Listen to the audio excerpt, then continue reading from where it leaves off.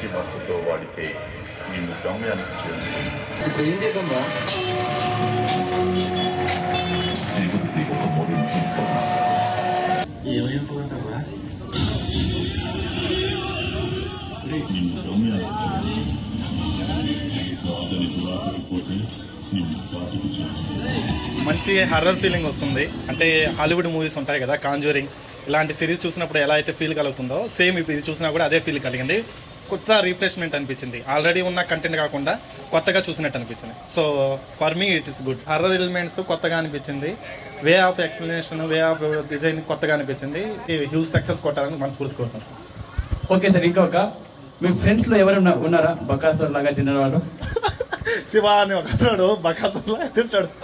ఉన్నాడు ఒక ఫ్రెండ్ ఉన్నాడు, బాగానే తింటాడు, బట్ ఇక్కడ లేడు. సార్ అలా అయితే మీ ఫ్రెండ్స్కి సినిమాకి తీసుకెళ్ళండి.